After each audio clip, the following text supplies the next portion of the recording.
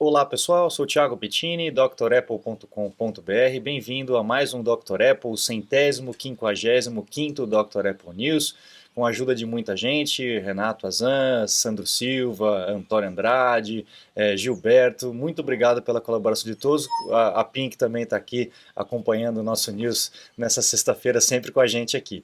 Vamos lá, temos várias notícias dessa semana, alguns rumores esquentando, então vamos começar. A gente tem aí no dia 9 de julho de 2001, a gente tem a Apple voltando aí ao topo da indústria de educação. A Apple sempre focou muito na parte educacional, oferecendo desconto para colégios, universidades e tal, e focando algumas máquinas específicas para isso, como a gente inclusive falou no news anterior da semana passada, né? Então nós temos aí a Apple voltando ao topo de produtoras, né, de indústria, oferecendo computadores para a parte educacional. Na época do Scully, do Diesel, do Gil Amelio, a Apple foi perdendo o mercado e a Dell tinha ocupado esse primeiro lugar, mas no dia 9 de julho de 2001 a Apple voltou. Primeiro porque o Steve Jobs voltou para a empresa, segundo porque há 2 anos, 3 anos atrás tinha lançado o iMac, a Apple tinha voltado à sua saúde fiscal, né, o que é mais importante. Nenhuma empresa, nem o governo, nada vai investir em você, vai comprar coisas de você se você está à beira da falência, né, porque sabe que você vai ficar na mão depois. Então foi um grande passo para a Apple azeitar a máquina aí e continuar os seus trabalhos tendo caixa aí para desenvolvimento e tudo mais. Então é uma data importante e a Apple voltando a esse foco educacional que sempre teve. Hoje nós temos também aí, comemorando, vamos ver a data certinha aqui, ó, dia 13 de julho de 2006, a Apple lançando esse breguetinho aí, chamado Nike, junto com o iPod, né?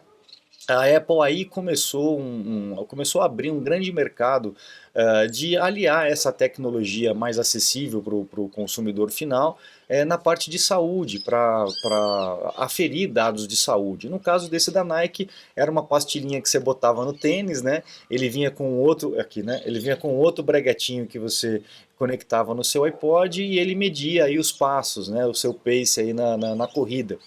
Então foi o primeiro produto, assim, na verdade, mais focado para isso e que abriu um mercado gigantesco com a Apple e com esse mercado de saúde, né, com universidades, com grandes hospitais, com grandes conglomerados de saúde, organizações específicas para tipo de doenças, etc. E hoje nós temos aí muitos equipamentos que fazem esse tipo de aferição e algoritmos específicos para isso, inclusive com o Apple Watch, etc. Então realmente aí começou uma outra história, né, um outro caminho que a Apple também enveredou e que hoje está cada vez mais forte.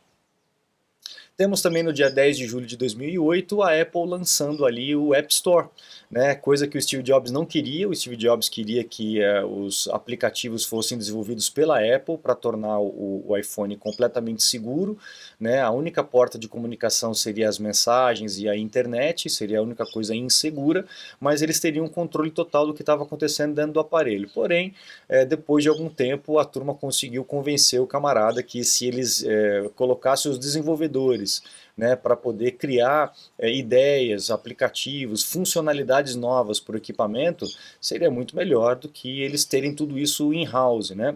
Então eles criam um produto, eles criam a lousa e deixa a turma rabiscar, né? Essa é que é a grande sacada.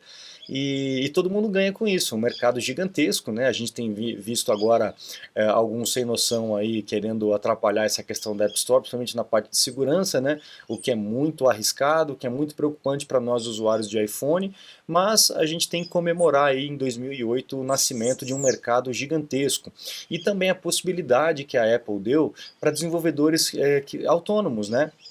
Para você realmente ganhar dinheiro. Hoje a gente tem pessoas que ficaram milionárias com um aplicativo. Então você aprendendo a codificar e fazendo um aplicativo com uma ideia boa, que tenha um apelo aí com o público, você tem aí um produto e bilhões de pessoas com o equipamento na mão, pronto para 2 cliques aí comprar o teu produto, comprar o teu aplicativo. Então é um mercado impressionante. E comparado com o Android, infelizmente não tem comparação nessa parte financeira. Vale muito mais a pena você desenvolver um software para iPhone do que para os outros mercados, né? Então é realmente uma ideia boa que deu certo e que fatura muito para a Apple, né? A Apple ganha muito dinheiro com isso. Logo depois, dia 11 de julho de 2008, a Apple lançando o iPhone 3G, o famoso iPhone sabonete, né? Ele era louco para cair. Nessa época eu trabalhava na assistência e tinha muito iPhone caindo no chão, quebrando a tela. O vidro nessa época aí era muito sensível, você dava uma espirrada, ele trincava. Então tinha muita gente lá trocando tela do iPhone e etc, né? E outras coisas da Apple lá. Mas esse realmente era o iPhone que deveria ser lançado pela primeira vez. Mas o Classic, que foi lançado com aquele acabamento em aço escovado, né, um alumínio que parecia aço escovado na parte de trás, acabou sendo um teste, né? Pô, vamos lançar um negócio completamente novo, vamos ver o que vai dar. Então, a hora que o bicho pegou, que eles viram que iam ter tração, aí eles refinaram, fizeram um produto muito mais bem acabado e tal, que foi o iPhone 3G, e que incluiu aí o GPS e, obviamente, o 3G. Então, a possibilidade da gente se comunicar em qualquer lugar, porque não adiantava nada você ter um iPhone e ficar só no Wi-Fi, né? A ideia é justamente você ter mobilidade. E o 3G, o GPS, né, para a questão de mapas e tudo mais, e abrir um leque gigantesco para muitos outros aplicativos ali que poderiam ser desenvolvidos com essas tecnologias. Então esse iPhone aí realmente foi um espetáculo. Para vocês terem uma ideia, no lançamento dele, na pré-venda, no primeiro final de semana, foi vendido 1 milhão de unidades. E naquela época, vender 1 milhão de unidades era um negócio assim fora da caixa, completamente espetacular. Hoje em dia a gente não tem muito essa impressão porque o número cresceu exponencialmente. Para vocês terem uma ideia de comparação, o iPhone 6S no primeiro final de semana vendeu 13 milhões de unidades. 13, é muita coisa, impressionante, né? Mas assim, lá em 2008 a gente tem aí um recorde absurdo de vendas no primeiro final de semana. A Apple sentiu que estava sentada numa mina de ouro mesmo, né? Bom, agora as notícias seculares, as notícias da semana. A gente tem aí essas capinhas que foram vazadas lá acho que na China, se eu não me engano, né? Mostrando aí o tamanho dos iPhones, né, do iPhone 14. Então o iPhone 14, o 14 Pro seria o mesmo tamanho, só que ele profissional, o 14 Plus, que seria igual o 14 simples, só que com uma tela maior, e o 14 Pro Max. O que acontece, né, que a gente vem falando a respeito disso? A Apple vai diferenciar bem aí o iPhone 14 do iPhone 14 Pro. Tanto a questão do preço quanto a questão da tecnologia embutida nele. Então o Pro vai ser realmente para o Pro. Vai ter um processador mais forte, tem um jogo de lentes melhor e tal. Então é uma outra categoria de produto. E a Apple está inserindo o 14 Plus, ou seja, para quem quer o mais simples, mas precisa de uma tela maior, uma bateria maior. Então realmente faltava. Para quem precisava disso, para quem gostava de uma tela maior, tinha que ir para o Pro Max, não tinha como fugir disso, acaba pegando o mais caro do planeta, né? Mas agora parece que a gente vai ter aí essa diferenciação do 14 Plus, que vai ser muito bem-vinda, né? Vai ser realmente muito bem-vinda para quem gosta de telas grandes. Você está desperdiçando seu iPhone, iPad, Mac? Ganhe tempo e produtividade com nossos cursos. Você vai aproveitar melhor seu Apple. Matricule-se em drapple.com.br. iPad mini 6 aí tendo problemas depois da atualização do iPadOS 15.5 com o carregamento. Não é todo mundo, são poucas pessoas que estão tendo esse tipo de dificuldade com o carregamento e parece que é algo de software, tá? O pessoal está trocando bateria, trocando cabo, carregador e tal, e a Apple já avisou, olha, não é algum problema de software, fique tranquilo, dá uma reiniciada no iPad que ele volta a carregar, e a gente vai corrigir isso em uma atualização em breve. Então se você está tendo esse problema, segura a onda um pouquinho, saiba que você não é o único e a Apple já está resolvendo isso na questão de software, tá bom? Outra informação com relação ao óculos, né, que a gente está esperando já faz alguns anos aí, a Apple tem pedido para a Samsung também, a parte de displays da Samsung, produzir os painéis aí, um micro LED, né, um painelzinho pequenininho, que a Samsung já tem a tecnologia, mas nunca produziu em larga escala porque não tinha mercado, né, para que eu vou investir nisso se não vende? Mas agora parece que a Meta, né, o Facebook também já está pedindo, a Apple também já está pedindo, e se a Apple vai pedir é porque o volume vem grande. E ela está diversificando, não só a Samsung, mas a LG parece que também está produzindo esse tipo de display. Então, parece que estamos aí em vias de um lançamento de um produto diferenciado. Vamos ver o que vai acontecer. E o Ming Chi Kuo, nessa outra notícia aqui, já está dizendo aqui que em 2025 já vai ter um óculos mais barato. Ou seja, o negócio vem caro, é bom esperar.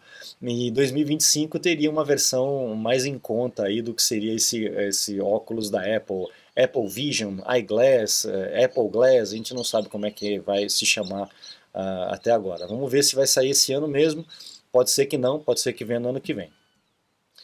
A parceria com o Johnny Ive finalmente acabou, né? O Johnny Ive ele saiu depois que o Steve Jobs faleceu, ele partiu, ele acabou ficando cada vez mais isolado dentro da empresa e tal, e chegou uma hora que ele falou, olha, não tá dando mais certo, deixa eu sair, eu vou montar minha empresa. Acabou montando a Love From, né, a empresa dele, só que eles ainda tinham uma parceria, ainda tinham um vínculo de trabalho entre ele e a Apple. E também o cara deve ter um monte de conhecer um monte de segredos e tudo mais, produtos que estavam já sendo desenvolvidos. Então a Apple quis segurar o camarada ali, também manter a boquinha dele fechada e tal com relação a isso, mas agora acabou realmente esse vínculo dele com a Apple, marcando uma era de design ali absurdo, né, desse camarada, a parceria desse camarada, da equipe dele toda com o Steve Jobs, né? Aí tem provavelmente o último produto que ele realmente meteu a mão, que foi o iMac. Muita gente reclama aí do bezel branco, né, desse frame branco, mas se a gente voltar aí para a primeira notícia, olha lá como é que era, né? Naquela época ninguém reclamava porque todos os monitores eram bege, né? Aí a Apple começou a colocar, a Apple e outros fabricantes começaram a colocar o bezel preto e tal, e o pessoal gostou. Então na hora que voltou pro branco, o pessoal deu uma estranhada, né? Mas começou tudo ali, né?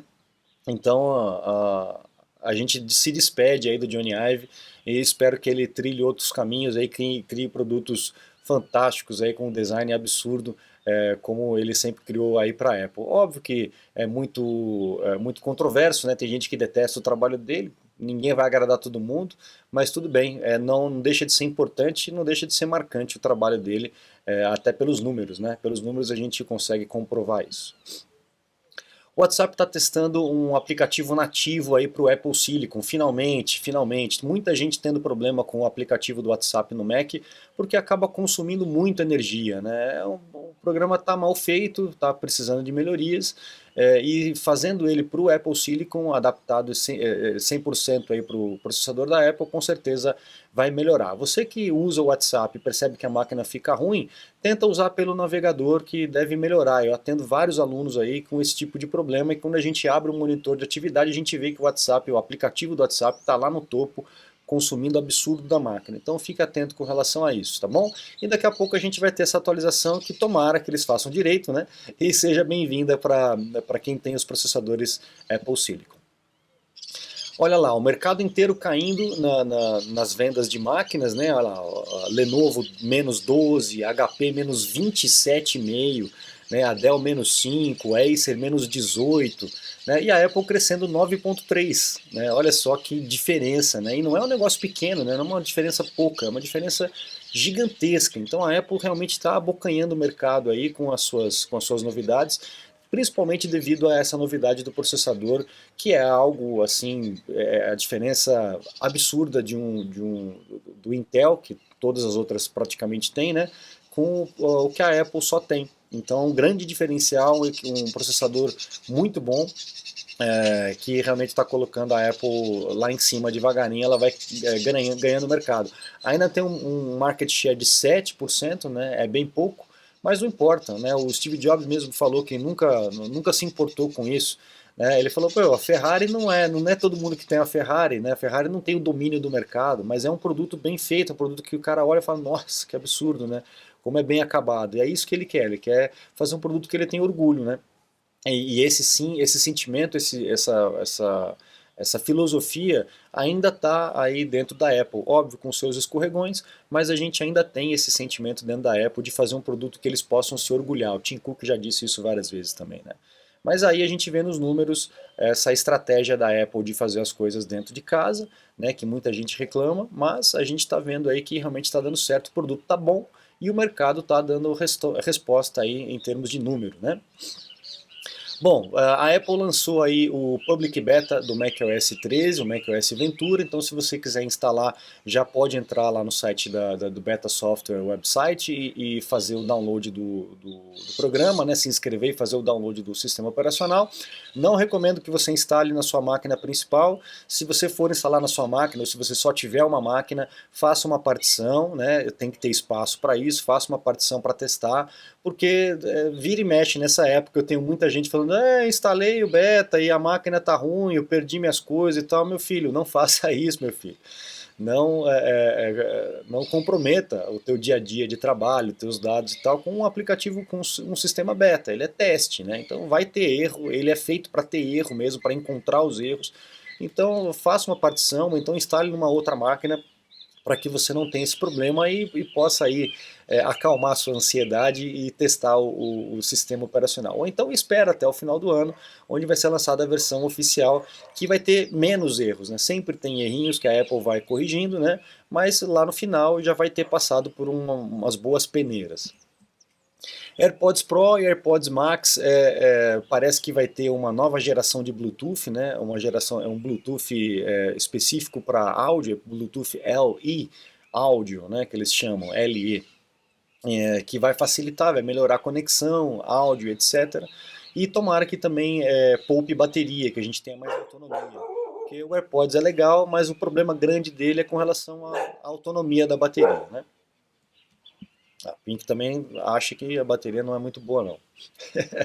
Agora, duas notícias preocupantes, dois estudos que foram feitos ali no Velho Mundo. Obrigado, Gilberto, pela indicação dessa matéria, né? Com relação à segurança dos equipamentos, né? Principalmente com relação à câmera e microfone. O pessoal fez lá, da BR Data, fez um aplicativo, tanto para o Windows quanto para Mac, que tem as mesmas capacidades do Zoom, do Skype, etc., né, de utilizar a câmera, utilizar o microfone, e eles perceberam algumas inseguranças do sistema com relação a isso, né?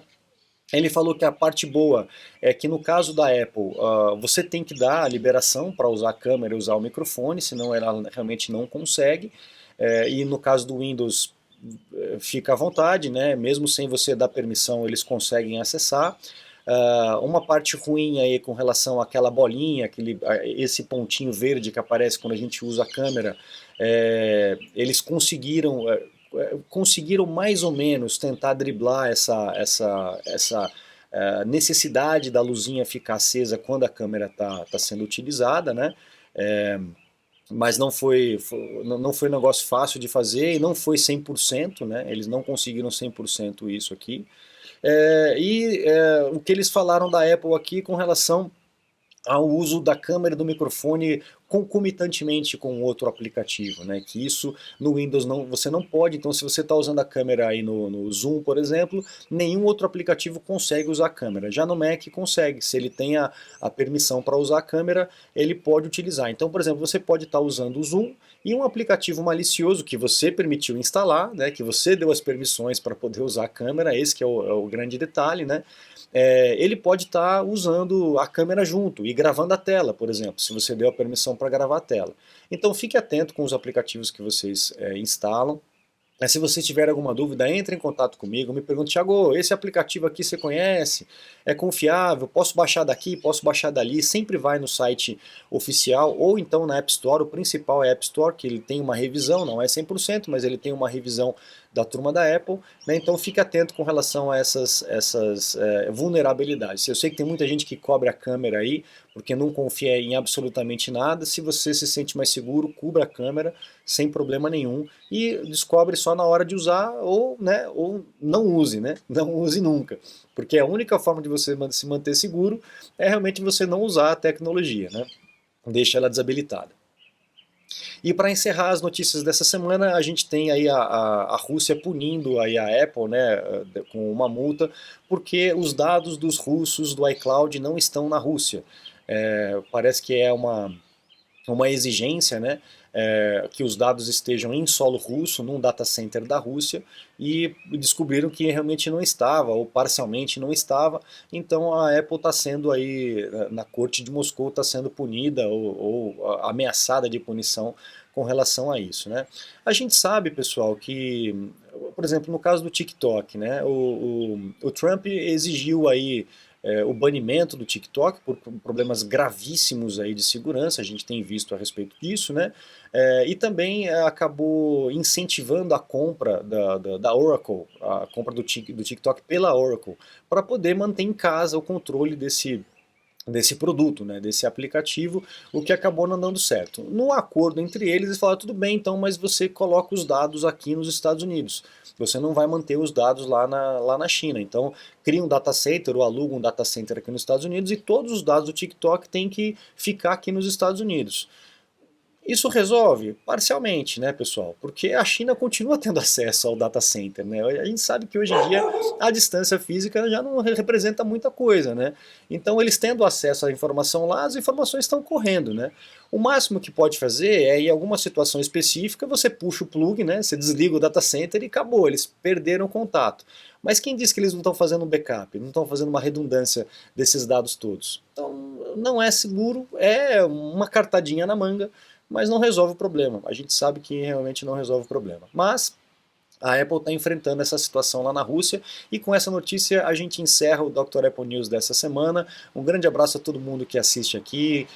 Compartilhe com teus amigos para que eles possam se manter informados dessas notícias todas. E não se esqueça de acessar o site drapple.com.br, conhecer os cursos completos que nós temos lá e também os meus dados, meus contatos para um suporte técnico remoto. Eu fico à disposição de vocês. Muito obrigado, um grande abraço e até a próxima. Tchau, tchau.